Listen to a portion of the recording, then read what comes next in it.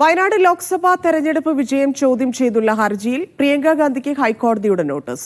NDA സ്ഥാനാർത്ഥി നവ്യ ഹരിദാസ് നൽകിയ ഹർജിയിൽ 2 മാസത്തിനുള്ളിൽ മറുപടി നൽകാൻ നിർദ്ദേശം. തെരഞ്ഞെടുപ്പ് സമയത്ത് ലഭ്യമാക്കിയ രേഖകളിൽ സ്വത്ത് സംബന്ധിച്ച വിവരങ്ങൾ പൂർണ്ണമായി നൽകിയില്ല എന്നതുൾപ്പെടെ ആരോപിച്ചായിരുന്നു ഹർജി. അഹമ്മദ് മുസ്തഫ ചേരുന്നു. മുസ്തഫ, എന്തൊക്കെയാണ് നോട്ടീസിൽ?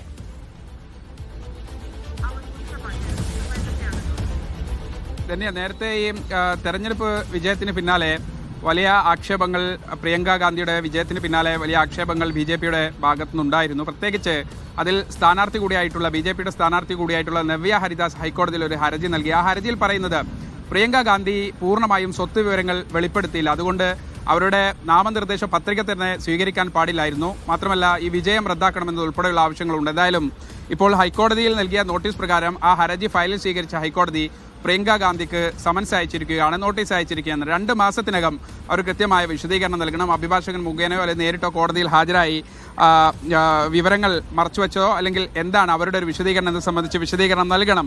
പ്രത്യേകിച്ച് നവ്യയുടെ ആവശ്യം ഈ തെരഞ്ഞെടുപ്പ് റദ്ദാക്കണമെന്ന് ഉൾപ്പെടെയുള്ളതാണ്. നേരത്തെ തെരഞ്ഞെടുപ്പ് കമ്മീഷനെ സമീപിച്ചിരുന്നു. എന്തായാലും ഹൈക്കോടതിയിൽ ഈ വിഷയം നേരത്തെ തന്നെ പരിഗണിച്ച ഒരു സാഹചര്യത്തിൽ അവരുടെ അപേക്ഷയിൽ ചില ഡിഫക്റ്റുകൾ ഉണ്ടായിരുന്നു.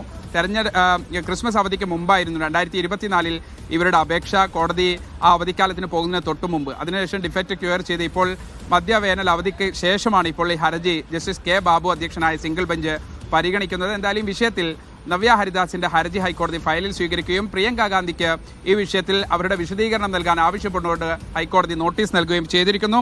സ്വത്ത് മറച്ചുവെച്ച് സ്വാധീനം ചെലുത്താൻ ശ്രമിച്ചു, അതോടൊപ്പം തന്നെ ശരിയായ വിധത്തിൽ നാമനിർദ്ദേശ പത്രികയിൽ വിവരങ്ങൾ ലഭ്യമാക്കിയില്ല എന്നതുൾപ്പെടെയാണ് നവ്യ ഹരിദാസിന്റെ ഹർജി. എന്തായാലും 2 മാസത്തിന് ശേഷം ഈ വിഷയത്തിൽ അവരുടെ നോട്ടീസിനുള്ള മറുപടി ഹൈക്കോടതിയിൽ നൽകുകയും വേണം. അതോടൊപ്പം തന്നെ കേസ് വീണ്ടും പരിഗണിക്കുന്ന ഒരു സാഹചര്യത്തിൽ ഈ വിഷയത്തിൽ അവരുടെ വിശദീകരണം എന്താണെന്ന് കോടതിയിൽ ബോധ്യപ്പെടുത്തുകയും വേണം. ശരി മുസ്തഫ.